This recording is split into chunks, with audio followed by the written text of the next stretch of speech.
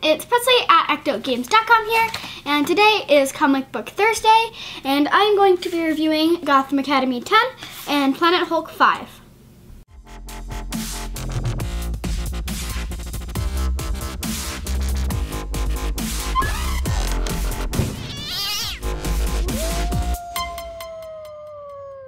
Alright, so let's start with Planet Hulk.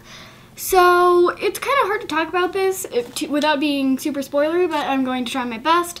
There are a lot of surprises in this issue, and it's super duper duper good, and it's so good. And this one kind of sums up Battleworld really well. So it has Captain America Steve Rogers, who is trying to stay himself, and he doesn't really know why he's in this world. All he really knows is that he has this loyalty to Bucky, and that he wants to save and protect Bucky. And he's trying to stay himself and true to himself in Battleworld, while there's Doc Green, who has let Battleworld kind of change him, and he likes being in Battleworld, and he's like letting Battleworld change him, and he's adapting to Battleworld and becoming an entirely new person because he's in this Battleworld, while Steve Rogers is trying to stay himself.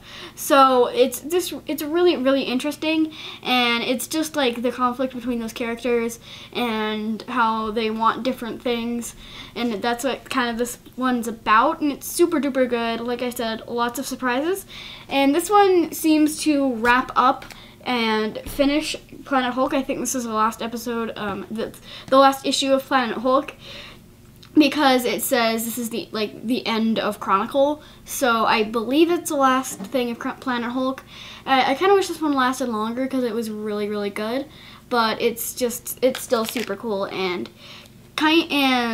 it kind of wrapped up the story, but kind of didn't. It leaves a lot open, but it wrapped up like a point in the story. Like if it was like a book, then it would wrap up the first arc, but then there's like this entire whole other story that's left open for us to think about. So now let's move on to Gotham Academy. Oh, and first I need to mention how beautiful the covers are, as always. Really nice covers. So now we're gonna talk about Gotham Academy, who's actually the cover looks like this should be the cover for next month, because it's like, and they're all in costume and it's like Halloween-y, but I hope that next month is gonna be super like creepy and Halloween-y, and I hope they get into more of the eerie stuff that's going on in Gotham Academy.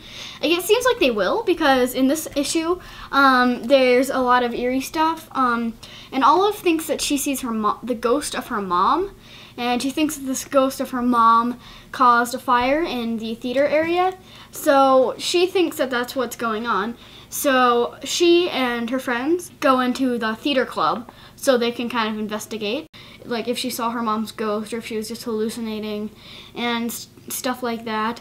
And I'm gonna get too spoilery about what happens. Like, the end wraps up the story for this book really nicely, and then I want to figure out what happens next, because it's such a cliffhangery end, but not too much of a cliffhanger end, because it doesn't end at like a major plot point in the story. It just ends after the whole thing has been wrapped up, like Planet Hulk did. This one ended after the whole comic line of the comic books, like that arc of the story ends. It just wrapped up, and so it's like that, except this one is kind of cool, as in like the arc is kind of just more compacted into one book than it is spread out over multiple. But it's still such a good book, and I really want to find out what happens next. And like I said, I hope they get more into more of the eerie and kind of creepy stuff that's going on in Gotham Academy next month, because it would be super Halloween-y themed, and also just really cool to see kind of the eerie things and what's going on there. So super great books, definitely check them out. So yeah, thank you for watching, and it's tomorrow.